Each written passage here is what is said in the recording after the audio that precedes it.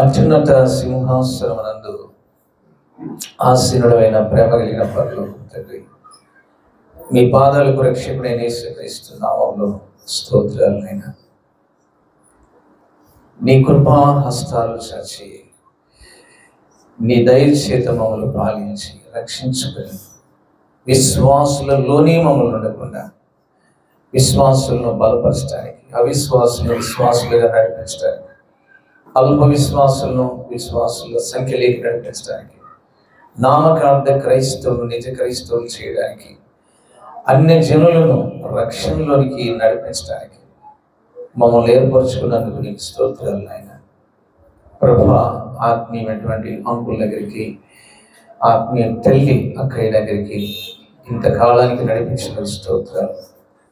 దయాళుడవు, నమ్మదగిన దేవుడవు, శ్రేష్ఠుడవు తండ్రి. నా సహోదరులందరూ సేవకులు, నీ పాద సేవకులు ప్రేమతో నన్ను ఆహ్వానించారు. మా అందరితో నీ వాక్యం ద్వారా మీరు దర్శించి మాట్లాడి ప్రోత్సహించి బలపరిచి మాలో ఏదైనా లోపం ఉంటే మేము సవరించుకొని సరి చేసుకునే శక్తిని, జ్ఞానమును, కృపను దయచేయి. యేసయ్య పేరిట వేడుచున్నాం పరమ తండ్రి, ఆమేన్. దేవుని పరిశుద్ధ గ్రంథంలో నుండి అపొస్తలుల కార్యములు 10వ అధ్యాయం. అపొస్తలుల కార్యములు 10వ అధ్యాయం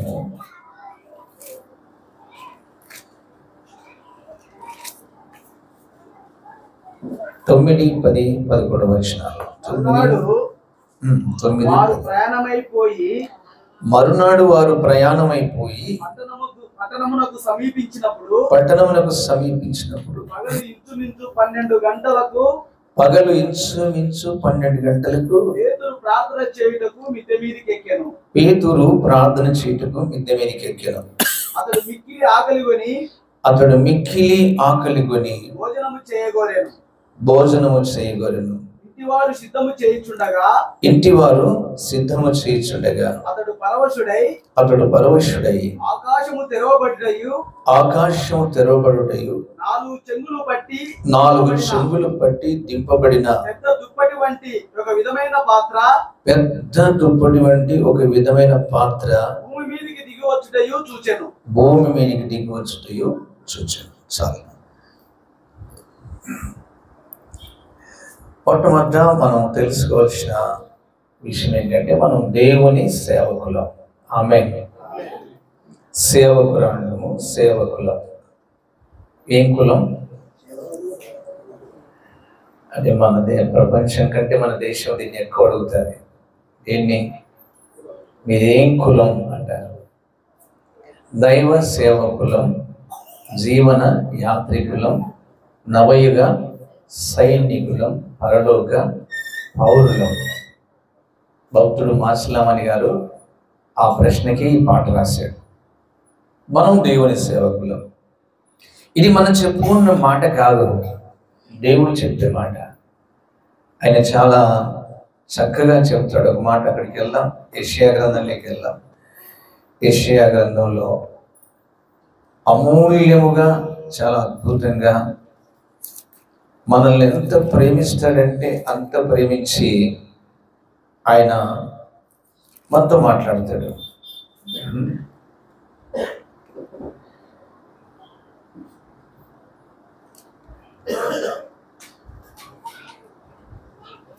ఒక్క నిమిషము, నేను కరెక్ట్గా రిఫరెన్స్ చెప్తాను.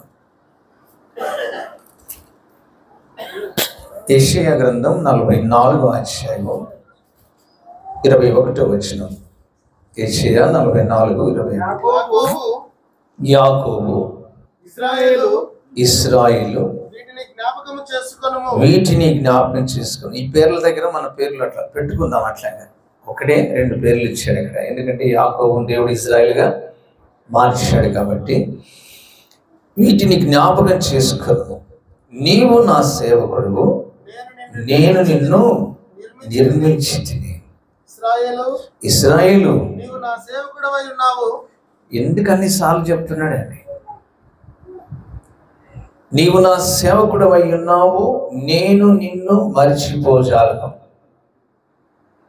బిగ్గరగా చప్పులు కొడదాం ప్రభు. నీవు నా సేవకుడవు. మళ్ళీ చెబుతున్నాడు, ఇశ్రాయేలు నీవు నా సేవకుడవు నాయన. చిన్న సేవకుడు పెద్ద సేవకుడు లేదండి బైబిల్లో. నేను కంపెనీలో ఉద్యోగం చేసేటప్పుడు మా సార్ ఏదైనా మాట్లాడితే నేను మా సార్ తనవాడిని డిఎస్ఎం అంటారు, డిప్యూటీ స్విమ్మింగ్ మాస్టర్. సార్, పెద్ద కొడుకు ఇంట్లో ఎంత అధికారం ఉంటుందో చిన్నోడు కూడా అంతే ఉంటుంది సార్ అనేవాడిని. ఆయన నవ్వేవాడు. అంటే మీరు ఎంత పెద్ద ఆఫీసర్ అయినా, నేను ఎంత తక్కువ క్యాడర్లో జాబ్ చేసినా, కంపెనీలో నీకు ఎంత అధికారం ఉంటుందో చెప్పండి, నాకు అంతే ఉంటుంది సార్. ఏమంటే మిమ్మల్ని గౌరవిస్తాం అంతే. అంటే నీకు తెలివి ఎక్కువ సుధాకర్ అన్నమాట. తెలివి కాదు పండుగ సార్ ఉన్నది. నీవు నా సేవకుడు. ఎవరైనా మర్చిపోవచ్చు, నేను చివరికి నువ్వే మర్చిపోవచ్చు. నేను దేవుని సేవకుడను సేవకురాలన్న మాట మర్చిపోవచ్చు.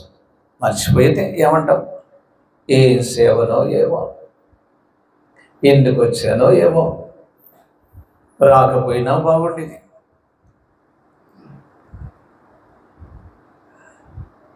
చాలా కాలం మనం గుర్తించబడడానికి కష్టం. ఇంట్లో కూడా కట్టుకున్న ఇల్లాలు గుర్తించడం కూడా కష్టం. దేని విషయంలో? సేవకుడు అని. సేవకుడు సేవకురాలని గుర్తించడం కష్టం. మా స్వగ్రామస్తులు నన్ను సేవకునిగా గుర్తించడానికి 20 ఏళ్ళు పట్టింది. 20 ఏళ్ళు. మా ఊర్లో మా ఇంట్లో నేను బాప్తిస్మం పొందాక ఇక సిఎస్ఐ నుండి బయటకు వచ్చేసాను. మా ఇంట్లో ఆరాధన మొదలుపెట్టాను.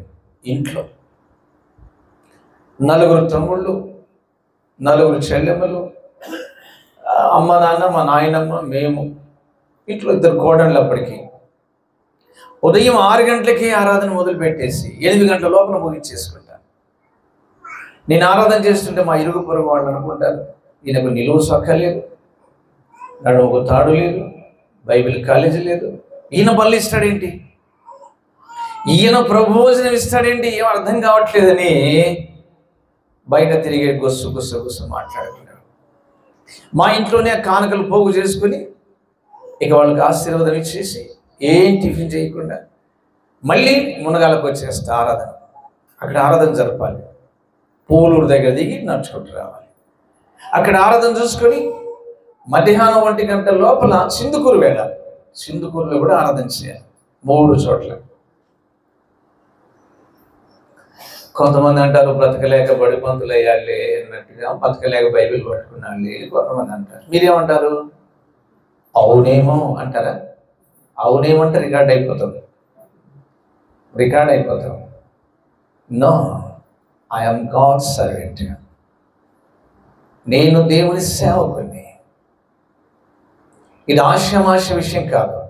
నేను నిన్ను నిర్మించాను అంటున్నాడు. మీ అమ్మ కాదు, మీ నాన్న కాదు, మీ బంధువులు కాదు, నువ్వు కాదు, నీ వ్యక్తిగతంగా కాదు. నిర్మాణం చేశాను. నిర్మాణం అంటే కట్టడాలు. సృజనాత్మకమైన జీవితం వేరు, నిర్మాణాత్మకమైన జీవితం వేరు. అదే గ్రంథంలో 43వ అధ్యాయంలో అంటాడు, యాకోబు నిన్ను సృజించిన వాడవి యెహోవా, ఇశ్రాయేలు నిన్ను నిర్మించిన వాడవి యెహోవా అని పిలుస్తాడు. అక్కడ ఏమంటాడు? నిన్ను సృజించిన వాడు. సృజనాత్మకమైన జీవితం వేరు, నిర్మాణాత్మకమైన జీవితం వేరు. సృజించబడింది ముడి సరుకు, అది కొండలో ఒక రాయిగా ఉంటుంది. నిర్మాణం అంటే ఆ రాయినే శిల్పకారుడు ఒక చక్కని శ్రేష్టమైన అమూల్యమైన శిల్పాన్ని తయారు చేస్తాడు. దేవుడు మనల్ని చెక్కి తయారు చేశాడు, సేవకులుగా చేశాడు. మన చదువు ఆయనకు తెలుసు, మన స్థితి ఆయనకు తెలుసు, మన బ్రతుకు ఆయనకు తెలుసు, మనం ఎంత బలహీనలో తెలుసు. ఇంట్లో మాట్లాడితే తాగే టీ కూడా కింద పెట్టి పోతామని తెలుసు. అంతే కదా. భార్య భర్తకు చిన్న గొడవ వచ్చేటప్పుడు, టీ తాగేటప్పుడు గొడవ వచ్చిందనుకో, కప్పు అక్కడే పెట్టేస్తాం. తినేటప్పుడు తేడా వచ్చిందనుకో చెయ్యి కడిగేసుకొని వెళ్ళిపోతాం. అంటే అంత ఓర్పువంతులు మనం. మనకి ఎక్కువనా ఓర్పు స్త్రీలకు ఎక్కువనా? చెప్పండి. మరి వాళ్ళని అనుకోవచ్చు కదా ఆయన, వాళ్ళందరూ ఏర్పాటు చేసుకోవచ్చు కదా. మీ గురించి కూడా చెప్తాను. ఎంగిలి ప్లేట్ కడిగేంత వరకు ఉంటుంది మీకు ఓపిక, మీ ఓర్పు. ఎన్ని మాటలైనా, ఏదైనా, ఏ వంట అయినా, ఏ కష్టమైనా, ఇద్దరు ఆఫీస్కి వెళ్ళి ఆయన అడ్డంగా మంచంలో వండుకుంటే నువ్వు వంట చేసి పెడతావు. పొలం వెళ్ళొచ్చి ఆయన పడుకుంటే నువ్వు వంట చేసి పెడతావు. నీకు అన్ని ఓపికలు ఉంటాయి. ఎంగిలి ప్లేటు కడిగేంత కూడా సహనం నీకు, అంత తల్లివి. మాట తేడా వచ్చిందా మీరే చెప్పాలి. మాట తేడా వచ్చిందా చెప్పవు, చేసి చూపిస్తావు. కారం పొడి 2 సార్లు అయినా వేస్తావు, ఉప్పు 3 సార్లు అయినా వేస్తావు.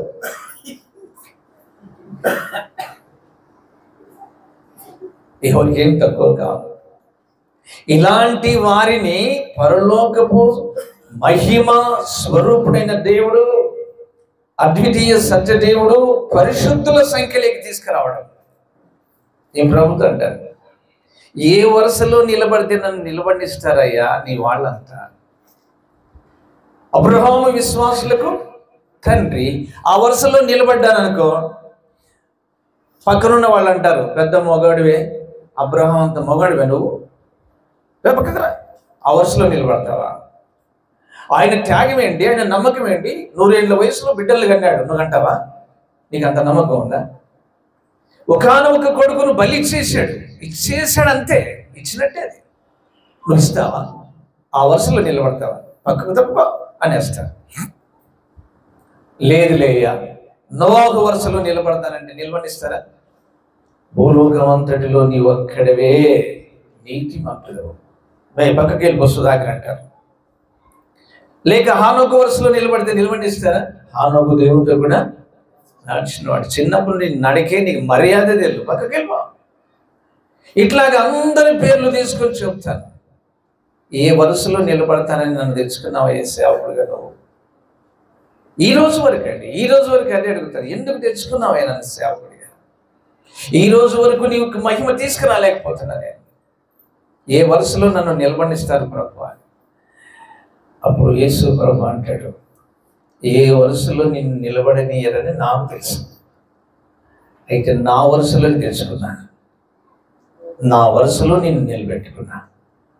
క్రీస్తు వంశావళిలో రహాబుని ఎట్ట నిలబెట్టానో, రూతుని ఎట్ట నిలబెట్టానో, నిన్ను కూడా అలాగే నిలబెట్టుకున్నాను. నిన్ను ఎవడు పక్కకు తీసేయలేడు.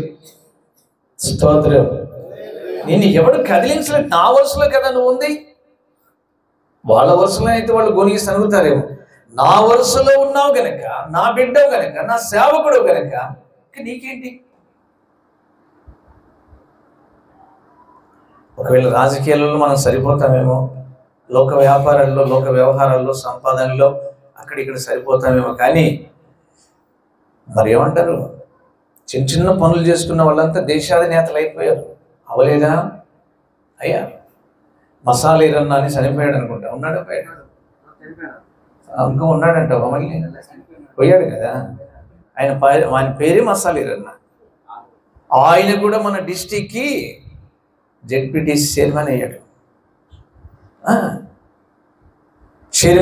ఇక్కడ చెల్లుతామేమో. ఇది పరిశుద్ధులు చేసే సేవ, త్యాగశీలులు చేసే సేవ, సమర్పణ కలిగిన వాళ్ళు చేసే సేవ. ఎలీషా గారు ఎడ్లను వధించి కాడిని విరగొట్టి వంట చేసి పెట్టేసి 12 కాళ్ళ ఎడ్లు అండి ఆయనకి. 12 కాళ్ళ ఎడ్లు, ఎకరానికి కాడికి 30 ఎకరాలు వేసుకున్నా 12 360 ఎకరాల పొలం అయింది. అంతా కూడా అమ్మకు నాన్నకు అప్పచెప్పేసి వచ్చాడు. అందుకే దేవుడు ఆయన చనిపోయిన తర్వాత కూడా సమాధిలో పెడితే కూడా సమాధిలో కూడా అద్భుతం చేశాడు ఆయన ద్వారా. సచిన సేవాన్ని లోపలికి తోసేస్తే ఎలీషా గారి సమాధిలోకి సచినోడు తిరిగి బయటకు వచ్చాడట. తగిలి, ఆ ఎమకలకు తగిలి దేవుడు నిన్ను నన్ను శ్రేష్టమైన వరుసలోకి తెచ్చాడు. భూమి మీద దేవుని తర్వాత రాజరికం మనదే గుర్తుపెట్టుకోవాలి. ఇలాంటి జీవితంలో మనం కొన్ని విషయాలు లేఖనాల ద్వారా ధ్యానపూర్వకంగా తెలుసుకోవాల్సిందంటే, నేను దేవుని సేవకుని. ఉదయం లేచింది మొదలుకొని రాత్రి తలవాల్చి పడుకునేంత వరకు నా పని ఏంటి, నేనేం చేయాలి, నా పని ఏమిటి, నేను సేవకురాలిని, నా పని ఏంటి, నేను చేయాల్సిన పని ఏంటి, ఏమిటి నా పని, నా ఆలోచన ఏమిటి, నా తలంపులు ఏమిటి, నా ఉద్దేశం ఏమిటి, ఏం చేయమన్నాడు ఆయన. సేవకులందరూ ఏం చేశారు? దైవ సేవకులందరూ బైబిల్లో ఏం చేశారు? బయట వాళ్ళని చూడకండి, బైబిల్లో భక్తులను చూడండి మీరు. పూర్వకాలము అంటే మొన్నటి దాకా కూడా, పూర్వకాలం అంటే ఒక 30-40 ఏళ్ళ వయసు కిందట కూడా మహాభక్తులు, భక్త సింగ్ గారు అయితేనేమి, వెంకటేశ్వర గారు అయితేనేమి, ముంగమూరు దేవదాసయ్య గారు అయితేనేమి, పొలదుల జాన్ గారు అయితేనేమి, పురుషోత్తం చౌదరి గారు అయితేనేమి, ఇలాగ మహాభక్తులు ఎంతోమంది, మాసిలామణి గారు సేవలు చేశారు, జోషన్న గారు అయితేనేమి, ఆరాధ్యమూర్తి గారు అయితేనేమి. వీళ్ళందరూ ఏం నేర్పించారంటే, సేవలో ఎలా ప్రార్థన చేసుకోవాలి, ఎలాగ వాక్యం చెప్పాలి, ఎలా ప్రయాణాలు చేయాలి, ఎలా నడిచి వెళ్ళాలి. ఒకవేళ టెక్నాలజీ తక్కువే అనుకోండి ఆ దినాల్లో, అయినా వారు పడి ప్రయాసతో ప్రార్థనతో జీవితాన్ని కొనసాగించారు. ఇప్పుడున్న సేవ ఎట్లా కనపడుతుందంటే, లైట్లు ఎలా కట్టాలి, డెకరేషన్లు ఎలా చేయాలి, వెనక ఫోకస్ ఎలా ఇవ్వాలి, ఎలాగా మీడియా దగ్గర చెప్పండి. ఒక దైవజనుడు అడుగుతాడంట, 4-5 కెమెరాలు పెట్టించి, పెయింట్ ముఖం మీద కరెక్ట్ ఉందా లేదా, పెయింటా మేకప్పా, మేకప్ కరెక్ట్ ఉందా లేదా, సెట్ అయిందా లేదా, కెమెరా వాళ్ళు ఓకే, బయటికి పోతున్నాం, మనం మీటింగ్కి వెళ్తున్నాం, అదిరిపోవాలి నన్ను చూస్తే. అయింది అయ్య గారు, ఇంకెక్కడన్నా తేడా ఉందా, బాగా నిలబడుతున్నానా, నవ్వినట్టు కనబడుతున్నానా, ఇవన్నీ కూడా ఈ దినాల్లో ఈ ఏర్పాట్లు ఉన్నాయి. మరి ఎవరిని ఫాలో అవుదాం మనము? నిజం చెప్పండి, ప్రతి మనిషికి ఒక ఫాలో ఉండాలి, ఒక మాదిరికమైన వ్యక్తి అనేది ఉండాలి. పౌలు ఏమంటాడు? నేను క్రీస్తును పోలి నడుచుకున్నాను. స్తోత్రం. నేను క్రీస్తును పోలి నడుచుకున్నాను దేవుని సేవకుడిగా. విశ్వాసంతో చెప్తాడు, మీరు నన్ను పోలి నడుచుకోండి. మనం ఎవరినో ఒకరిని తీసుకుందాం. భూమి మీద కూడా బైబిల్లో లేని భక్తులు ఎంతో మంది గొప్ప గొప్ప సేవ చేసి ప్రాణార్పితం చేసిన సేవకులు ఉన్నారు. అయితే తెలుసుకోవాల్సిన సత్యం ఏంటంటే, సేవకుడు తెల్లవారుజాము లేయాలి. యేసుప్రభు ఎన్ని గంటలకు లేస్తాడండి? వాక్యం గుర్తుండి చెప్పండి, రెఫరెన్స్ అక్కర్లేదు. ఎన్ని గంటలకు లేస్తాడు ఆయన? పెందలు ఎక్కడ లేస్తాడు. లేచి ఎక్కడికి వెళ్తాడు ప్రార్థనకి? అరణ్యానికి, ఒలివ కొండకు అనుకోండి వెళ్తాడు. ఏకాంతంగా ప్రార్థనలు గడుపుతుంటాడు. అంతకుముందు 40 రోజులు చేశాడు కదా, 40 రాత్రులు 40 పగళ్ళు కొండలలో ఉన్నాడు కదా ఆయన. ప్రార్థనతో సమస్తం సాధ్యం అంటాడు శిష్యులతో ఈ విషయంలో. అయ్యా, మేము ఎందుకు చేయలేకపోయాం ఆ కార్యం అంటే, ప్రార్థన వలననే సాధ్యం. కానీ మరొకటి, మన యొక్క సేవలో మనకు కావాల్సింది డబ్బు, ఇంకొకటి. నాకు కూడా అలాగున్న కారు ఉంటే నేనంత సేవ చేస్తా అన్నది అపవాది వాళ్ళకి తీసుకొస్తాడు. అది పెద్ద తప్పు, అది పెద్ద పొరపాటు ఆలోచన. కాళ్ళు గొప్పవా, కారు గొప్పదండి? ఆన్సర్ కరెక్ట్గా రావాలి. మనం మాట్లాడుకుంటున్నాం అంతే. మీరేం టీచర్ కాదు, మీరేమో స్టూడెంట్స్ కాదండి, మనం అంతా సోదరులం, ధ్యానం చేస్తున్నాం. కాళ్ళు గొప్పవా, కారు గొప్పదా? కారు గొప్పదా? ఒక ఆయన ఇలా ప్రార్థన చేస్తున్నారంటే, ప్రభువా నాకు బూట్లు ఇచ్చినందుకు నీకు స్తోత్రం. చర్చిల సేవకుడు, నాకు బూట్లు ఇచ్చినందుకు స్తోత్రం. నాకు ఇవి ఇచ్చినందుకు స్తోత్రం, అవి ఇచ్చినందుకు స్తోత్రం, కళ్ళు జోడించినందుకు స్తోత్రం అని చెప్తున్నాడు ఆయన.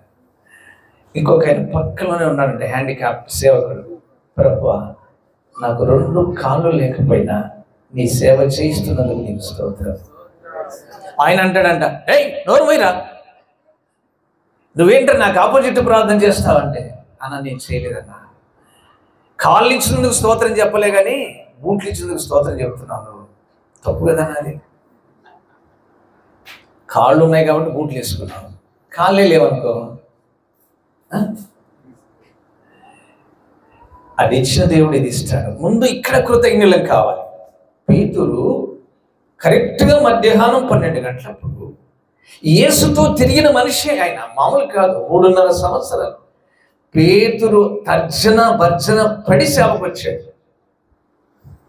ఆ రోజు యేసు ప్రభు వడ దగ్గరికి వెళ్ళకపోతే సైనికులు వచ్చి ఈడ్చుకుపోతారు పేతురుని. ట్యాక్స్ కట్టాలి, చేపలు పట్టే వాళ్ళంతా ట్యాక్స్ కట్టాలి. రోమా సామ్రాజ్యగత పరిపాలన, ట్యాక్స్ కట్టాలి. ఇంకా తెల్లవాడితే అంతకుముందు చెప్పి వెళ్ళారంట, ఈ టైం లోపల ట్యాక్స్ కట్టకపోతే ఇప్పుడు 3 నెలలు అయింది, నీ భార్య బిడ్డలను అమ్ముకొని కడతామని చెప్పారంట, లేదంటే జైల్లో ఉంటామని చెప్పారు కట్టకపోతే. అందుకు ఆ దోణి దగ్గరికి ఎందుకు వెళ్ళాడంటే అక్కడ దోణిలు చాలా ఉన్నాయి. భార్య చెప్పారట, అయ్యా ఇన్ని చేస్తున్నావు, యేసయ్య వచ్చాడయ్యా భూమికి వచ్చాడు, నువ్వు ఆయన కనుక్కోలేకపోతున్నావు, సమస్యల పరిష్కారం ఆయన దగ్గర ఉందంటే ఏంటి చెప్పినది చెప్పకు. వీళ్ళంతా వెలివేస్తారు, యూదులంతా మనల్ని బాధలు పెడతారు అనేవాడట. ఏది ఏమైనా యేసు ప్రభువుకి అన్నీ తెలుసు. వెళ్ళాడు, వేదనతో వాళ్ళు పొలుకుంటున్నాడు. అక్కడ ఇంటికి వెళ్తే ఏం గతి లేదు పరిస్థితి. ధోనిలో కూర్చొని కొంచెం లోపలికి తోయవా అన్నాడు. కొంచెం లోపలికి తోస్తా. ప్రజలందరూ తీరాన కూర్చున్నారు, వేల మంది. ముందు వాళ్ళకి సువార్త చెప్పాడు. ఈయన పట్టించుకున్నాడా? ఈయన విన్నాడు సువార్త? ఈయన వల పని ఈయనది, ఈయన బాధ ఈయనది. ఏంటి పరిస్థితి ఇలా ఉన్నాయి, ప్రతికూలంగా ఉన్నాయి, ఏం చేయాలి ఇప్పుడు? అయిపోయిన తర్వాత పీటర్ అన్నాడు, చెప్పండి ఏలినవాడా, ఏం లేదు, నా కోసం కొంచెం ధోనిలో స్థలం ఇచ్చావు, ఇప్పుడు కొంచెం ధోని లోపలికి నడిపించుకొని వల వేసేసుకో అన్నాడు. ప్రభువా, అసలు ఏంటిది సంగతి? ఇక్కడెక్కడ చేపలు, ఎక్కడ దొరుకుతాయి చేపలు చెప్పండి? మన ఆలోచన వేరు, దేవుని ఆలోచన వేరు. రాత్రి అంతా ప్రయాసపడితే, సేవలో ప్రయాసపడుతూనే ఉంటాం, ప్రయాసపడుతూనే ఉంటాం. యేసు ప్రభు లేకుండా ఎంత ప్రయాసపడినా వృధా. యేసు ప్రభు కావాలి అంటే మనం చేయాల్సింది ఏంటి?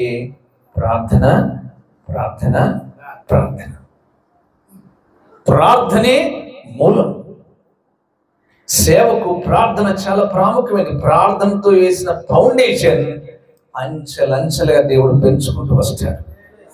స్తోత్రం. ఆయనతో అంటున్నాడు, ప్రభువా చేపలు ఇక్కడెక్కడ అంటే, నువ్వు వేయవయ్యా అన్నాడు. అప్పుడు అన్నాడు ఒక మాట, నీ మాట చొప్పున వేస్తాను. నీ మాట చొప్పున. ఆ రోజు చూశాడు, అద్భుతం చూసాడు. వెళ్ళిపో, నేను పాపిని గ్రహించలేని పాపిని, వెళ్ళిపో ప్రభు నా దగ్గర. పేతురు, నేను వెళ్ళడానికి రాలేదు, ఇక్కడ నేను మనుషులను బట్టి జాలని చేస్తా.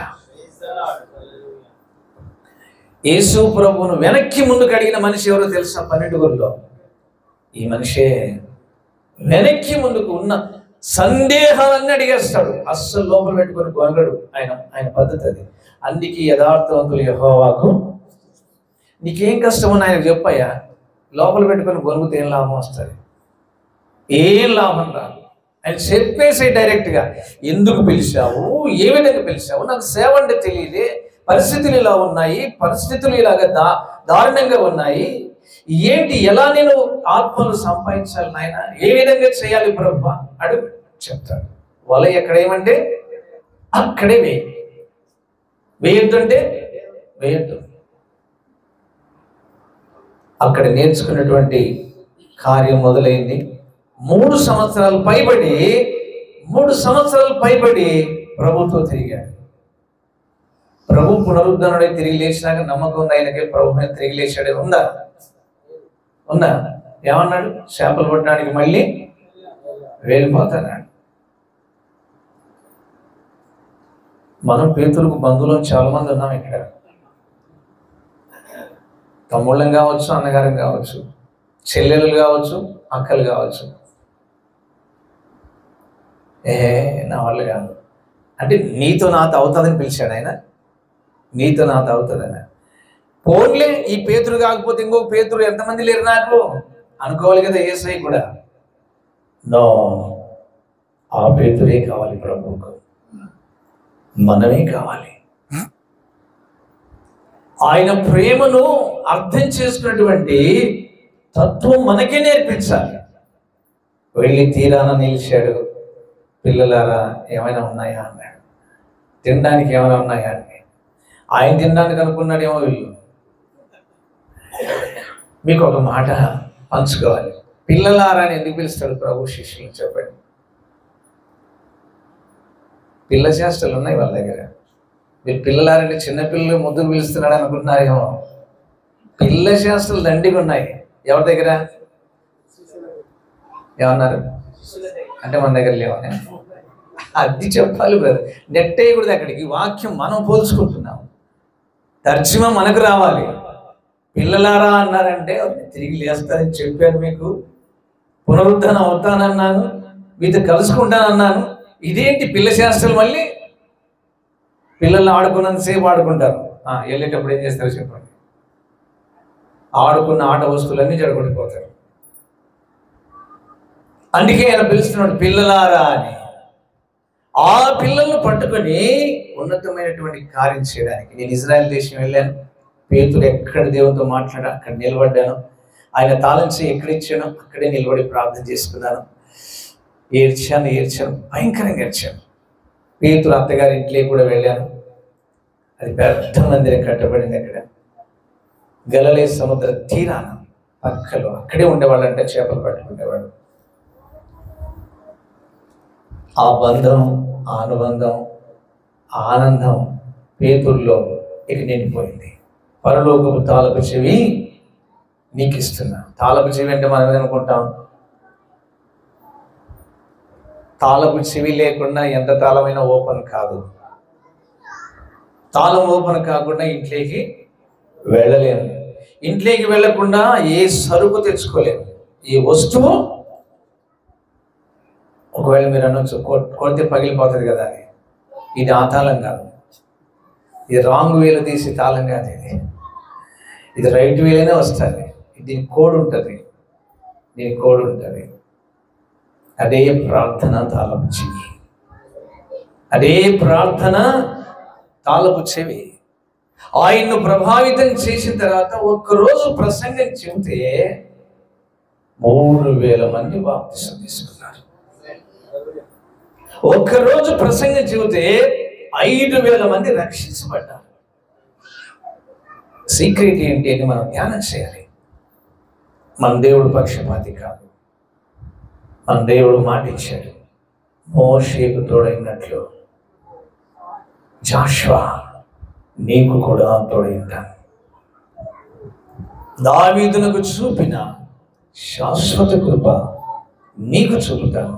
ఆ మాటల్లో మనం అర్థం చేసుకోవాల్సింది ఏంటంటే, తల్లి దైవజనులారా, మన దేవుడు పక్షపాతి కాడు. దావీదునకు చూపిన శాశ్వత కృప నీకు చూపిస్తాను. మోషేకు తోడైనట్లు నీకు తోడై ఉంటాను. నా సేవకుడైన మోషే నా దగ్గర ఎట్లా నడుచుకున్నాడో అదే ధర్మశాస్త్రాన్ని నువ్వు తీసుకొని నడిపించు. ఆయనకి ఇచ్చినటువంటి ఘనత నీకు ఇస్తా. ఆయన ఎర్ర సముద్రాన్ని చీలిస్తే సూర్యచంద్రుల్ని ఆపే కృప నీకుంది. మిద్ది మీదికి ఎక్కాడు. ఏ టైంలో? ఆకలి కొన్నాడా? ఓ పదం ఉంది అక్కడ, మీరు బాగా చదివితే. ఆకలి కొన్నాడా? ఇంకేమన్నా ఉందా? 10వ వచనం 10:10లో అది ఏం కొన్నాడు? అది కాదు, అసలు సంగతి మర్చిపోతున్నారు. మిక్కిలి అన్న పదం తర్వాత ఇంకొక పదం వాడనీకి లేదు. చాలా ఉంటుంది, ఎక్కువగా ఉంటుంది, ఈ పదాలు ఉన్నాయి తెలుగులో. కానీ మిక్కిలి అన్నది చాలా స్ట్రాంగ్ వర్డ్. అది చాలా ఆకలితో ఉన్నాడు. ఎన్ని ఊర్లు తిరిగాడో, ఎక్కడ తిరిగాడో. సేవకుని జీవితం ఎలా ఉంటుందో అనుభవించుకుంటూ దేవుడు తీసుకొచ్చాడు. ఒక్కోసారి అన్నం పెట్టరు, అన్నం దొరకదు, మంచినీళ్ళే తాగాలి. మమ్మల్ని తాండకని తీసుకుపోయారు, సుగాల తాండకని మీటింగ్ తీసుకుపోయారు లక్ష్మీకుంట దగ్గర గడివేముల తర్వాత. మేము వెళ్ళేసరికి మాకేమనుకున్నాం, అక్కడైనా విశ్వాసులు ఉన్నారు ఎవరైనా. మేము వెళ్ళాం. ఈ లక్ష్మీకుంట దగ్గర వరకే బస్సు వెళ్తారు. అక్కడ నుండి ఉండుట్లన పైపోగలన 7 కిలోమీటర్లు కొండ ఎక్కాలి. అక్కడికి తీసుకెళ్ళారు. కరెంటు లేదు, బస్సు లేదు, కొండల్లోనే నడుచుకుంటూ వెళ్ళాం. సాయంకాలం వెళ్ళాం. కరెక్ట్గా సాయంకాలం 6 వస్తుంది. అంటే చీకటి పడలేదు, ఇంకా చీకటి అవుతుంది. సత్రంలో నిలబెట్టి వాక్యం చెప్పమని చెప్తున్నారు మమ్మల్ని తీసుకెళ్ళిన వాళ్ళు. సత్రం అంటే సావిళ్ళు, సత్రాలు, పల్లెటూళ్ళు తెలుసు కదా. అయ్యగారంతా శుభ్రంగా అక్కడ ఏం చేస్తుంటారు, ప్రార్థనలు చేస్తుంటారు. అవునా? సిగరెట్, బీడి, రాజకీయాలు, ఇట్లా వాక్యం చెప్పడానికి ప్రార్థన చేయడానికి వచ్చామంటే వాళ్ళకి బుర్రకి ఎక్కగా లేచి నిలబడి అంటే ఏంటి అంటున్నారు. యేసుప్రభు గురించి చెప్పడానికి వచ్చారని వీళ్ళు చెబితే, యేసుప్రభు అంటే సినిమా హీరోనా? ఏం చెప్పాలో అర్థం కాక ప్రార్థన చేసుకొని ఆ సావిల్లో నిలబడి వాక్యం చెప్పాడు. దేవుడు అక్కడ వాడుకున్నాడు. ఒక ఊరిలో నేను స్వామిదాస్ అన్న వెళ్తే 2-3 రోజులు ఉంటాం అక్కడ. అన్న చాలా సున్నితమైన మనిషి, అంటే సున్నితమైన మనిషి. కూరల్లో జీలకర్ర ఉంటే కూడా తీసి పక్కన పెడతాడు ఆయన. కావాలంటే అడగండి, మాతక్క నీకు తెలుసు కదా. ఇట్లా తీసి పెడతా ఉన్నాడు. చాలా సున్నితం. నేను చాలా రఫ్. ఆ ఊర్లో ఏం జరిగిందంటే ప్రార్థన అయిపోయింది, చర్చిలో ప్రార్థన అయిపోయింది. అయిపోయిన తర్వాత భోజనానికి వెళ్ళాము. తీసుకెళ్తే కొత్తగా పెళ్ళైంది వాళ్ళకి. వాళ్ళు భలే ప్రేమ. ముసలాం ఉంది ఇంట్లో. అన్న భోజనం అన్న అంటే సరే అన్న పద అని చెప్పి ఆయన సంఘంలో మా పెద్ద తరగా ఉంటాడు. ఆ రోజు చేశారు గోంగూర పప్పు. ఏం పప్పు? గోంగూర పచ్చిమిరపకాయల పప్పు, జొన్న రొట్టెలు, అన్నం. నేను చెప్పాను కదా స్వామిదాస్ అన్న గురించి.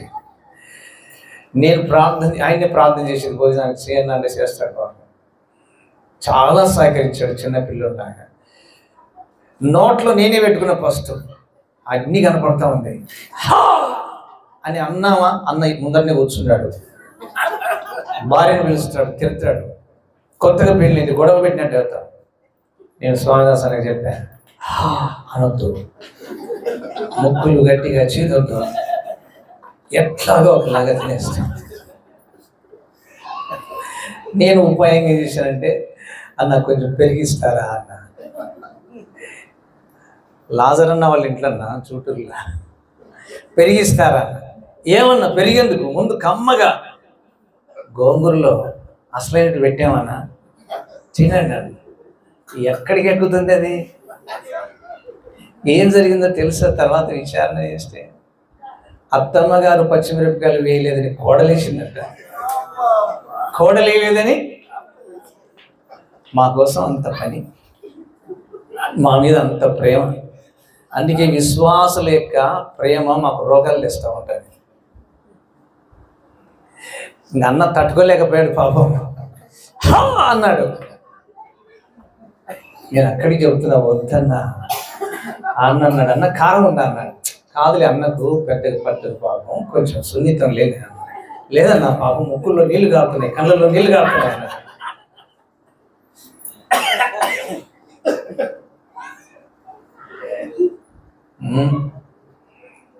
తర్వాత వాళ్ళ భార్యను తల్లిని పిలిచి, మిరపకాయలు ఎక్కువ వేశారంటే, నిన్ను గుప్పెడేసాను ఆయన, ఇంతేనింది వాళ్ళమ్మ.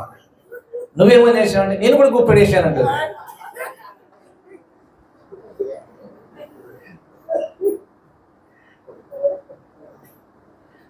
మిక్కిలి ఆకలి కొన్న సమయం.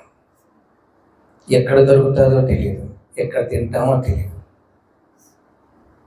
ఎటు వెళ్తుంటాము కాలినడకతోనే వెళ్ళేవాళ్ళం. విలకుల గూడు నుండి రేగుడు గూడులకి, రేగుడు గూడు నుండి గడివేములకు, గడివేముల నుండి గ్రంథివేములకు, ఊజనూరికి, ఇట్లే కాలినడకతోనే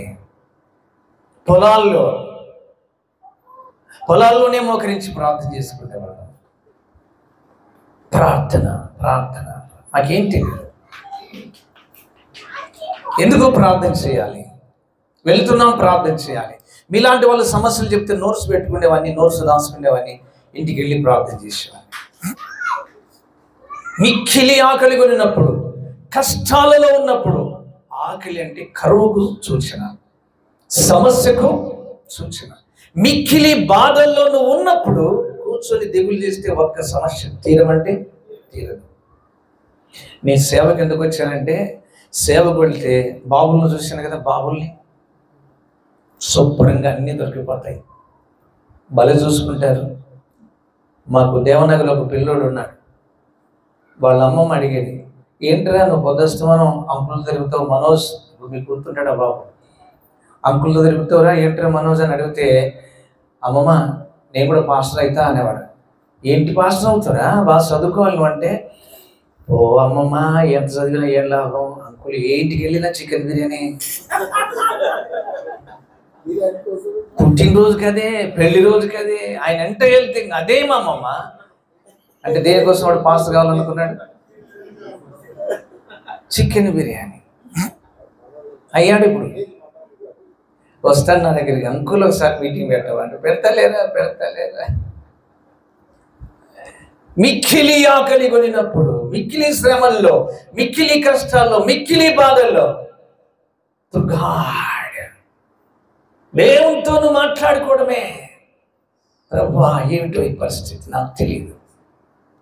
అసలు ఆ సమయంలో అయినా ప్రార్థన చేయాల్సిన అవసరం ఏముందండి? అంత ఆకలి కొన్నవాడు అది మిద్దె మీదికి ఎక్కి, ఈ దినాలలాగా ఏమైనా 2000 సంవత్సరాల కిందట లిఫ్టా, లేకపోతే పెద్ద మెట్లు పెట్టింటారా? నిచ్చెనో వచ్చనో వేసుకొని ఎక్కాలి.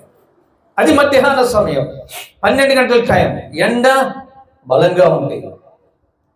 తనకు కావాల్సింది ఆకలి కాదు, దేవుడు కావాలి. తనకు కావాల్సింది భోజనం కాదు, హోలీ స్పిరిట్ అనుభవం కావాలి, పరిశుద్ధాత్ముడు కావాలి తనకు. ఎందుకంటే ముందు సేవ ఉంది. వాళ్ళు వంట చేసే లోపల వ్యవహారం చేస్తే బాగోదు. మా సేవకులు చెప్తా ఉంటాను, వేసుకోప వాళ్ళకి, మీరు మిరపకాయ బజ్జీల బండ్ల దగ్గర కనపడాకండి చెప్తుంటాను. డైరెక్ట్గా నాకు తెలుసు కాబట్టి నేను చెప్తున్నాను. బజ్జీలు నీ ఇంటికాడికి రావాలి, ఆమె టీ క్యాన్లు నీ ఇంటి దగ్గరికి రావాలి. టీ కొట్టు దగ్గరికి నువ్వు వెళ్ళకూడదు. నీ టీ కొట్టు దగ్గరికి వెళ్ళామంటే టీ కొట్టు వాడు రక్షింపబడితేనే వెళ్ళు, ఆ పని మీదైతే వెళ్ళు. సమస్తం మన దగ్గరికి రావాలి. ఇదిగో నేను చెప్పాను కదా, ఆత్మీయంగా పెద్దవారు తల్లిదండ్రుల్లాగా. నాకు అక్క ఎంతో ఆత్మీయురాలు, ఆమె చేతులెత్తి మళ్ళీ నేను వందనాలు చెప్తున్నా. కొడుకులాగా చూసుకుని నాకు ఏనాడు సేవకు వచ్చిన తర్వాత దేవుడు నన్ను భిక్ష ఎత్తనీయలేదంటే ఎత్తనీయలేదు. ఎవరిని చేయి చాటి నేను అడగ కూడా అడగాను. మా అంకులు తెలుసు. బస్సుకు ఛార్జీకి డబ్బులు లేకుండా బస్సు ఎక్కాను. నేను ఎక్కమన్నాడు ప్రభు, ఎక్కాను. మా తమ్ముడు వేస్తానో తెలుసు కదా మీకు, ఆత్మకూరులో మీటింగ్ ఉంటే గుంటూరు వేస్తాను గారు వెళ్ళాము. ఒక ఆయన తీసుకెళ్ళాడు, అక్కడ ప్రార్థన చేయించాడు. అన్నీ బాగున్నాయి, 3 రోజులు మీటింగ్లు ఉన్నాయి. బస్సులో కూర్చున్న తర్వాత తెల్లవారుజాము బస్సు, ఫస్ట్ బస్సు, మేము ఇంకొక మీటింగ్కి వెళ్ళాలని తెల్లవారుజామే వచ్చేసాం. మా ఎస్ఎన్ అన్నాడు, అన్న ఛార్జీకి డబ్బులు ఉన్నాయి అన్నాడు. నాతో ఏం లేవు, నేను అన్ని కొనేసి క్యాసెట్లో బుక్స్ అన్నాడు. నేను అట్లే కొన్నానన్నా, నా దగ్గర లేవన్నాడు. కొత్తగా వచ్చాడు ఎస్ఎన్ అప్పుడు మీటింగ్ సేవకి. దిగేద్దామన్నా అన్నాడు. ప్రభు ఎక్కమన్నాడు, ఎక్కాం, దిగే ప్రసక్తి లేదన్నాడు. ఛార్జీకి ఎట్లా అన్నాడు. ఎవరు చూసుకోవాలి? నాకేనా మీకు అందరికీ? అది రానివాడు. యెహోవా ఈరే కదా, దేవుడే. ఇంకా టీ తాగుతున్నారు కండక్టర్ డ్రైవర్ అన్న వాళ్ళు వచ్చేస్తున్నారు అన్నారు. సరేలే రానిలే, ఎందుకు కంగారు పడతావు అన్నారు. దిగేద్దాం అన్నాడు. దిగకూడదు మనం ఇప్పుడు, ఈయన నేర్చుకోవాలి, నా తమ్ముడు నేర్చుకోవాలి కదా సేవ, అనుభవాలు ఏంటో రావాలి కదా. డ్రైవర్ వచ్చాడు, కొట్టాడు, సెల్ఫ్ కొట్టాడు. కండక్టర్ రావాలి. కండక్టర్ ఎక్కి స్తంభానికి కొట్టాడు టంగని బస్సు కదలాల్సిందే. ఈ లోపల మమ్మల్ని తీసుకొచ్చిన ఆయన పరిగెత్తుకుంటూ వచ్చాడు. అన్నా కనీసం టీ తాగకుండా ఏం లేకుండా అట్లా వెళ్ళిపోతున్నారు ఏంటన్నా. మా తమ్ముడు అంటాడు, ఆ సంగతి తర్వాత ఎట్లా వచ్చాడు కదా, అడుగొక మాట. ఏమడగాలి అడిగితే నా సిగ్గుపోదు. నేను అడగాల్సింది ఎవరిని? నా వారికి చెప్పాను, నా కూరగాయలకు డబ్బులు, అది డబ్బులు, ఇది డబ్బులు అని 20 ఏళ్ళ కింద నన్ను సతాయించి కరెక్ట్గా ప్రాథమిక బైబిల్ పట్టుకొని వెళ్తూ ఉంటా. ఇంట్లో కూరగాయలు అయిపోయాయి అని వస్తుంది. ట్రైనింగ్ పిల్లలు వచ్చారు, గ్యాస్ నెలకెంత ఇస్తే 20 రోజులకి అయిపోయిందని చెప్తారు. అన్ని బ్యాడ్ కంప్లైంట్లే నాకు, అన్నేవే. ఓ రోజు పిలుచుకొని నన్ను అడగకూడదమ్మా అన్న, ఇంకెవరిని అడగాలండి, కట్టుకుంది కదా పాపం, కట్టుకుంది కదా, ఎవరిని అడగాలని. అడుగుడి మీకు ఇవ్వడని నేను చెప్పాను. నేనేమని చెప్పాను నేను ఏసై చెప్పాడు, మరి అడుక్కోపో. గోంగూరకు కూడా ఆయన అడగాలని. గోంగూరకు అడుగుతావు, పచ్చిమిరపకాయలు అడుగుతావు, వంకాయలు అడుగుతావు, అడుక్కోపో. ప్రార్థన నేర్పిస్తుందని తీసుకెళ్ళి వంటగదిలో మోకరించి ఇద్దాం. ఆ రోజు 2 గంటలు ప్రార్థన చేశాం. ఇట్లా ప్రార్థన చేసుకో. తర్వాత ఇచ్చిన సాక్ష్యం ఏంటి తెలుసా? ఈ రోజు వరకు దేవుని కృపను బట్టి ఆ రోజు నుండి ఈ రోజు వరకు నా వారి నన్ను డబ్బులు అడగదు. బతికుండగానే పరలోక తండ్రి నన్ను బయటకు వేశారు. అన్ని డిపార్ట్మెంట్లు తప్పించుకోవచ్చు కానీ కష్టం. చర్చి కట్టేటప్పుడు దాదాపు 2-3 లక్షలు కానికిచ్చింది. మొన్న మణిపూర్కు ₹1,00,000 కానికిచ్చింది. ఎక్కడైనా ఏదైనా కార్యక్రమం పడితే కుటుంబాలు దర్శించిన కానుకలు, వాళ్ళు ఇచ్చిన కానుకలు ఎత్తి పెట్టుకొని తెచ్చి నాకు ఇస్తారు. ఇక్కడ మా తమ్ముడు అడుగుతున్నాడు, అడుగు అంటున్నాడు. అడిగేదొద్దు, ఏమో బాగోదు, ఎట్లన్నా అంటాడు. ఆయన ఏమంటాడు, టీ తాగుతురండి. నేను అంటున్నా, బస్సు కదులుతుందిలే, నా టీ సంగతి ఏమన్నా అని. బస్సు కదులుతుంది ఎట్లన్నా. కండక్టర్ ఎక్కినాడు, నేను అడగమంటావా అంటాడు. వేస్తాను. కొత్తగా వచ్చాడు బాబు, ఏమి లేదులే, గమ్మున కళ్ళు మూసుకొని ఏదో ఒక ప్రార్థన చేయడానికి వచ్చిందని చెప్పాను. ఆయన కండక్టర్ ఎక్తానే, సరే నా ఉంటావే అని చెప్పాను. ఏదైనా ఉంటానంటాడు, ఆయన ఉంటానంటాడు. ఆ మాట చెప్పి నా చేతిలో చేయి పెట్టాడు, వెళ్ళిపోయాడు. ఎవరిని ఇచ్చాడా నాన్న? అడుగున మనకు బాధే. ఇచ్చాడు నాయన, నువ్వే తీసుకొని చెప్పి చేతులు పెట్టా. 10 సార్లు తిరిగి వచ్చి నేను నంద్యాల నుండి ఆత్మకూరుకి, ఆత్మకూరు నంద్యాలకు. తమ్ముడు అంటాడు అప్పుడు, దేవుడు గొప్పవాడన్నా. స్తోత్రం. మిక్కిలి ఆకలి కొనినప్పుడు పేతురు మిద్దె మీదికి ఎక్కాలి. స్టెప్ బై స్టెప్ ఎక్కాలి, దిగకూడదు. సేవా జీవితంలో ఎక్కడైనా తీర్చిపోయాడు. ఆయన చెప్పాడు, నీవు నా సేవకుడువు, నేను నిన్ను ఏర్పరచుకున్నాను, మర్చిపోజాలను. నీ పిల్లల విషయం కానీ, నీ సంఘ విషయం కానీ, నీ అవసరతల విషయం కానీ నోట్స్ రాసుకొని నీ అవసరతలు ఏమిటో, అవసరతలకు మించి రాసామనుకో ఒకటి ఇయ్యడు మళ్ళీ. అది కూడా గుర్తుపెట్టుకోండి, నేను అనుభవించి చెప్తున్నా. ఎంత అవసరం ఉందో క్రీస్తు యేసు మహిమలో ఫిలిప్పీ 4:19 ఏం చెబుతుంది? దేవుడు తన ఐశ్వర్యం చొప్పున క్రీస్తు యేసు మహిమలో మీ ప్రతి అవసరము తీర్చును. స్త్రీలు ఇంట్లో అవసరమైన పాత్రలు పెట్టుకోండి. మా పాస్టమ్మ కూడా చెప్తా ఉంటా, అనవసరంగా ఎందుకు అన్ని పెట్టకపోయినా, అవి అవసరమా అంట. వాళ్ళు వీళ్ళు వచ్చినప్పుడు ఉంటాయని కొన్నామంటారు.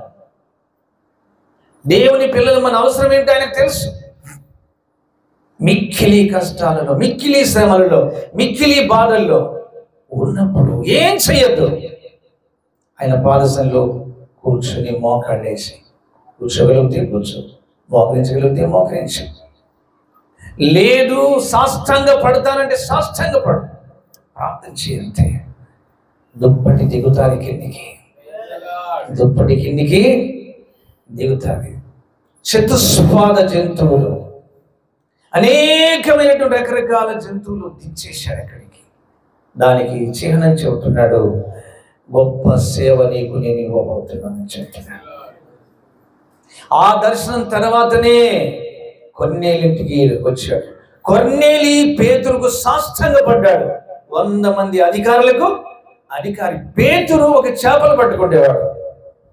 లోబడి ఇట్లాగా కాళ్ళ మీద పడ్డాడు. దైవజనుడిని ఎదుర్కొన్నాడు. ఆ ప్రార్థన జీవితం తనలో ఉంది కనుకనే పేతురు నడుస్తూ వెళుతూ ఉంటే నీడ పడితే చాలనుకున్నారు ప్రజలు. నీడ, లోకంలో అందరి నీడలు వేరు, దైవజనుడి నీడ వేరు.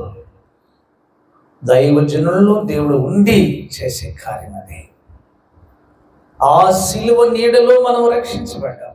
ఆ సిలువ రక్తంలో కడగబడ్డాం. ఆ సిలువ ప్రేమలో సేవకులు చేశాడు. ఆ సిలువ కౌగిల్లో మనల్ని పెట్టుకున్నాడు. ఆ రక్తపు ఊటల్లో భద్రం చేసుకున్నాడు. ఆయన సేవకులుగా మనం అనుకోలేదు అవుతాము అని అనుకున్నామా? ఈ brother Ramakrishna Joseph, Paul Joseph, రామకృష్ణేనా? మీ అన్న పేరు వెంకట కృష్ణ. మీకు షార్ట్ కట్ అట్లా అంటాములే. ఎందుకు వచ్చాడు? 2001లో వచ్చాడు అనుకుంటారు. 1, 2, 4లో మీటింగ్ పెడితేను బుర్రల పండుగని మేము జీపు మనకు పెట్టడానికి వచ్చాడు. 3 రైట్ వచ్చాడు. యేసుపురం ఎరుగుదువా అని చిన్నగా అట్లా అన్నాడు. ఈయనకు ఎక్కడుంటే ఎక్కడికి మండినట్టు అయిపోయింది పాపం. నేనేదో జీపు పెడదామని నేను వస్తే బాడక కోసం ఈయన యేసుపురం రుద్దేటట్టున్నాడు. ఈయన మెడిటేషన్ చేయడానికి వెళ్తున్నాడు. ఏం చేయడానికి? సారా గుడ్డు కూడా తీసుకొని, గుడ్లు అక్కడ ఉంటాయా, ఏమన్నా అలవాట్లు ఉన్నాయా అని నేను అడిగాను. కొంచెం కొంచెం అంటాడు. అప్పటికే యవనస్తుడే, ఇంకా పెళ్లి కాకుండా చిన్న వయసులోనే తాగుతున్నాడు. నేను వదిలిపెట్టలేను. పాటలు పెట్టుకుంటానంట జీపు డ్రైవింగ్ చేసేటప్పుడు. ఆ పాటలు వింటుంటే ఆయనకు బాధ అంట. నేను రాకుండా డ్రైవర్ని పంపిస్తే బాగుంటుంది. ఇవేదో నన్ను గలిబిలి చేస్తుంటున్నాయి. చేశాడు. మళ్ళీ నేను వదిలిపెట్టలేదు, చెప్పుకుంటూ వచ్చాను. దేవుడు తన గొప్ప ప్రణాళికతో సేవకులు చేశాడు.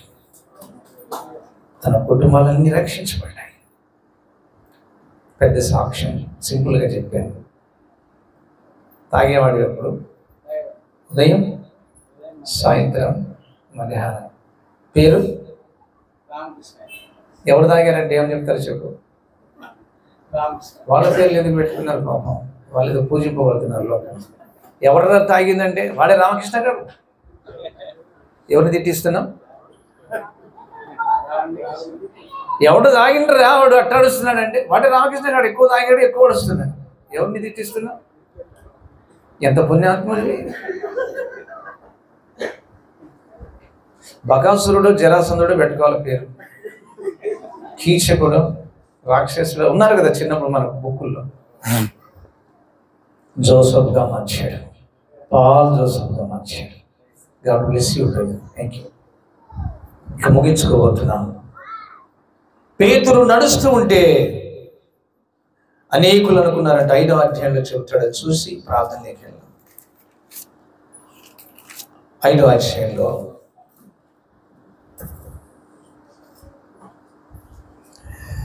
15-16 వచనాలు.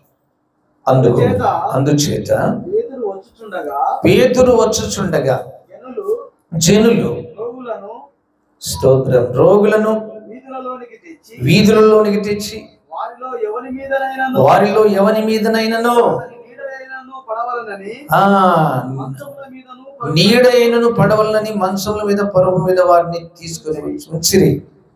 మరియు యెరూషలేము చుట్టూ నుండి పట్టణముల జనులు రోగులను అపవిత్రాత్మలో పీడింపబడిన వారిని మోసుకొని కూడి వచ్చి వారందరూ స్వస్థత పొందిరి. స్తోత్రం, స్తోత్రం. నీ అడుగుల్లో కార్యాలు ఉన్నాయి, నీ చేతుల్లో కార్యాలు ఉన్నాయి, నీ మాటల్లో కార్యాలు ఉన్నాయి, నీ చూపుల్లో కార్యాలు ఉన్నాయి. నేను చేసే పని ఏంటంటే ఎక్కడైనా మీటింగ్ పెట్టాలంటే ముందు అక్కడ ప్రార్థన చేసి వస్తా వెళ్ళి సీక్రెట్గా. ఎక్కడైనా సమస్య వచ్చిందంటే నేను అక్కడికి వెళ్ళను ప్రార్థన చేయడానికి. ప్రభు నన్ను ఒకసారి పుట్టపర్తి వెళ్ళమని చెప్పాడు. ఎందుకు? సాయిబాబా దగ్గరగా. నేను ఎందుకు వెళ్తాను? వెళ్ళను. ఆయన నన్ను రానివ్వడు, నేను వెళ్ళను. ప్రత్యేకంగా కారు కట్టుకున్న తమ్ముళ్ళని తీసుకుని వెళ్తున్నాను. నా తమ్ముళ్ళు అడిగారు, ఎందుకన్నా అంత దూరం అన్నారు. నా తెలియదు బాబు, ప్రభు ప్రార్థన చేయమని చెప్పాడు, ఆల్ నైట్ ప్రే చేసి రావాలి. ఇప్పుడు కారు కట్టుకొని అంత దూరం వెళ్ళి ఒక హోటల్లో రూమ్ తీసుకొని, చాలామంది అన్నారు, అయ్యా మీరు ఇక్కడ ఏం చేస్తారు, ఆయన అన్ని చోట్ల కెమెరాలు పెట్టింటారు, సీసీ కెమెరాలు. సాయిబాబు గారు మీరేం చేస్తారో ఆయన తెలుస్తుంది అన్నారు. ఇక్కడ తెలియనియొద్దు. ఇక్కడ ఎవరు? పరిశుద్ధాత్ముడు ఉన్నాడు కదా, తలకిందులు చేయగలిగిన వాడు, తలకిందులు చేయగలిగిన. మా పని మీద మేము ప్రార్థన చేసేసాం. దేవుడు తన పని తాను చేసుకున్న తర్వాత ఎక్కడ ఎప్పుడు ఏ విషయంలో కూడా ఒకటే తీర్మానం తీసుకో, మిక్కిలి కష్టాలు నీకు కలిగినప్పుడు నా దిక్కు నీవే, నా ఆశ్రయం నీవే, నాకేం అర్థం కాలే, నా తండ్రివి, నాతో మాట్లాడే దేవుడు, నన్ను అర్థం చేసుకునేవాడు ఎవరు లేరు. మిమ్మల్ని ఒక మాట అడుగుతా, పాస్టర్లకు బ్యాంక్ లోన్లు ఇస్తారా? పాస్టర్లకు బ్యాంక్ లోన్లు ఇస్తారా? మెట్లు కూడా ఎక్కనివ్వరు. నేను పాస్టర్ అంటే పోసామైంది. సారకోట్లకు బ్రాండ్ షాప్కి, కూరగాయల అంగళ్ళకి, బట్టల వ్యాపారం చేసుకునే వాళ్ళకి ఇస్తారు, ఇస్త్రీ బండి పెట్టుకున్న వాళ్ళకి ఇస్తారు అంతో కొంత. నేను తిరిగాను కాబట్టి చెబుతున్నా, నువ్వు అడగడం వేస్ట్ సుధాకర్ గారు. పాస్టర్ అంటే ఛాయిసే లేదండి దీంట్లో. మరి లోన్ ఎవరు ఇవ్వాలి మనకి? ఇప్పుడు లోన్ కూడా పుట్టకుండా చేశాడు. స్తోత్రం చెప్పండి. పుట్టనీయుడు మీకు తెలుసు లేదో, పుట్టనీయుడు మళ్ళొకసారి వచ్చినప్పుడు ప్రవచితం పంచుకుంటే అస్సలు నువ్వు అనుకున్న కాడ పుట్టనీయుడు. ఎందుకంటే డైరెక్ట్గా ఆయన దగ్గర నుండే రావాలనుకున్నాను, ఆయన దగ్గర నుండే రావాలని. ఒక్కోసారి నువ్వు మందులు వేసుకున్న పని చేయకుండా చేస్తాడు, నీకు తెలుసు లేదు. అది రోగంతో ఉంటావు, మందులు వేసుకుంటావు, పని చేయనీయడు. పని చేసినా అనుకో, ఈ మందు బాగా పని చేసిందని దాని వెంట పడతాం, పట్టుకొని ప్రార్థన అయితే చేస్తాం, చేసిన ఆయన ఈ మందును కూడా ఆశీర్వదించేయాలి, తప్పేం లేదు. కానీ ఇక్కడ మర్చిపోతాం. అందుకే ఆ మంది కూడా పని చేయకుండా చేసేసి నన్ను ప్రార్థన చేసుకుని ఆయన నువ్వు బాగా అయిపోతాం అంటాడు. ఇవన్నీ ఆయన చేసే పని. అందుకే ఇర్మియా అంటాడు విలాప వాక్యాల్లో, నా త్రోవకు అడ్డుగోడ కట్టేశావు, చెక్కుడ్రాలతో కట్టేశావు, నన్ను ఎట్లా పోకుండా చేశావు, నాకు ఆశలే లేవు, ఇక నా పరిస్థితి అయిపోయింది అనుకున్నా, చచ్చిపోయిన ఆశలన్నీ సేదైపోయింది నా జీవితం అంటాడు. ఆ వాక్యం నేను చదువుతుంటే ప్రభు అంటాడు, 3వ అధ్యాయంలో, నీకేం అర్థమైంది నాయన చెప్పు. ఆయన ఇట్లా అంటున్నాడు నా గురించి, బాల్యము నుండి నా సేవకుడు ఆయన, నా త్రోవకు అడ్డు కట్టేసావు, రాళ్ళు కట్టేసావు, ఇట్లా కట్టేసావు అంటున్నాడు. నీకేం అర్థమైంది అన్న. కళ్ళు మూసుకొని చిన్న ప్రార్థన చేశా, పరిశుద్ధాత్మ నాతో అన్నాడు, చెప్పు, యేసయ్య అడుగుతున్నాడు చెప్పు అన్నాడు. నేను చెప్పాను, ప్రభువా అద్భుతమైన కార్యం అయినా నాకు అర్థమైంది. ప్రమాదకరమైన ప్రయాణాల్లో మేము వెళుతున్నప్పుడు నువ్వు త్రోవకు అడ్డంగా గోడలు కట్టడమే మంచిది కదా నాయన. మేము సమస్యల్లో పడకుండా మా త్రోవను మూసేయడమే మంచిది కాదు నాయన. నువ్వు ఎప్పుడు తెరవాలనో అప్పుడే తెరుస్తావు. మనం తెలియని వాళ్ళం, ఆయన తెలిసిన వాడు. సంఘాలను ఎక్కడ కూడా ఇది చిన్నది అనుకోవద్దు. ఆ ఒక్క సంఘంలో ఉన్న బిడ్డలను సువార్థికులు చేయడం ముందు విశ్వాసులకు పెట్టాకండి. వాళ్ళను విశ్వాసులకు పెడితే పెద్ద కష్టం. పేతురు అవిశ్వాసీత ఉంటాడు, విశ్వాసీత ఉంటాడు, అవుతా ఉంటాడు, లేస్తూ ఉంటాడు, పడతాడు. యేసయ్య సరి చేసుకున్నాడు, అది వేరు. వీళ్ళను మనం ఏం చేయాలంటే సువార్థికులుగా తయారు చేయాలి. మీరు సువార్త చెప్పినప్పుడే బాగుపడతారు. ఆమె చెప్పాడు. అంతవరకు ఒక ఆమె పేరు సువార్తమ్మ అని పేరు పెట్టారు. కూరగాయల వ్యాపారం చేసుకుంటున్నాను, బాప్తిసం తీసుకుంది, అన్ని జంటారు. బైబిల్లో కూరగాయల గంపలు పెట్టుకుంటుంది బట్టేసి. కూరగాయలమ్మ అంటే మీలాంటి వాళ్ళమ్మ దించమంటారు. దించాను కానీ సరే నీకు చదువు వస్తుంది అని అడుగుతారు. ఏం కొంచెం కొంచెం వస్తుంది అంటే పలానా అధ్యాయంలో పలానా మాట చదువు అంటారు. నా కూరగాయల కోసం నేను పిలిచిన, కూరగాయల సంగతి తర్వాత లేదు తల్లి, ఉన్న చదువులు. కూరగాయల గంప లోపల ఇంటికి సువార్త చెప్తుందట. సంఘానికి 200 మంది నడిపించిందంట ఒకటి. స్తోత్రం. అందుకే ప్రతి విషయంలో ప్రార్థన కలిగి ఉందాం. మిక్కిలి పరిస్థితులు బాగాలేనప్పుడే ప్రార్థన కలిగి ఉందాం. పరలోకపు తండ్రి దించాల్సిన దుప్పటి ఆశీర్వాదాలు దించేస్తాడు, కార్యాలు జరిగేటివి జరిగిపోతాయి. అంటే కృపా యేసయ్య మనకు దయచేయును గాక. ప్రార్థన చేసుకుందాం.